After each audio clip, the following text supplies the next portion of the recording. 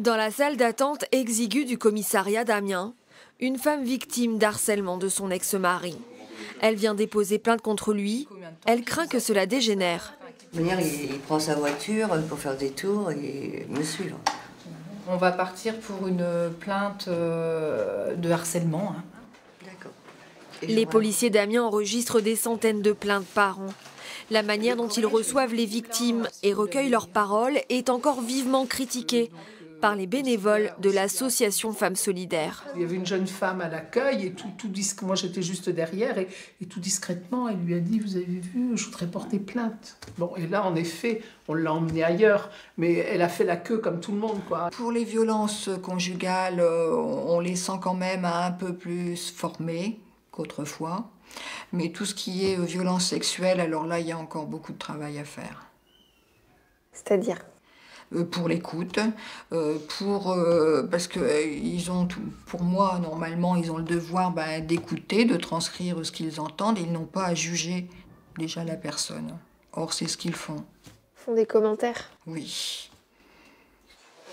Au commissariat d'Amiens, ces propos ne laissent pas la hiérarchie indifférente.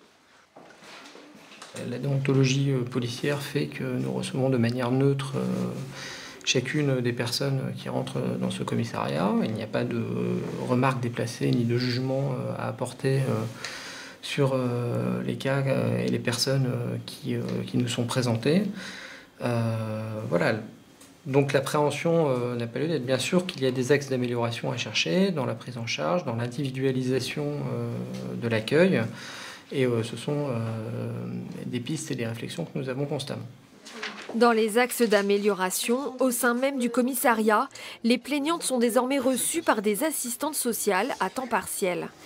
Même dispositif dans les brigades de gendarmerie de la Somme.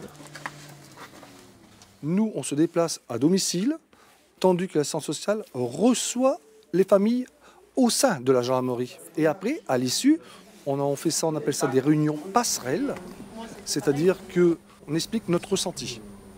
La brigade de protection des familles revient systématiquement dans les foyers qui ont fait l'objet d'un signalement.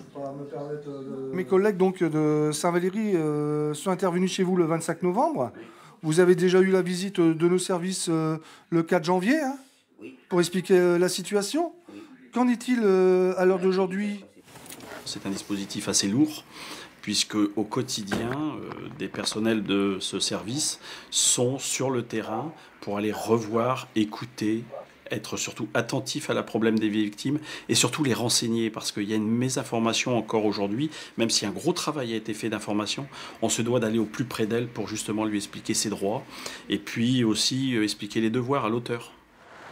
Les forces de l'ordre dans la Somme sont mieux formées pour accompagner les victimes dans leur quête de sécurité et de justice. Du dépôt de plainte à l'hébergement d'urgence jusqu'à la fin du procès, revenir en arrière n'est plus possible pour ces femmes. Nous les suivrons demain dans leur parcours de combattantes. C'était plus possible.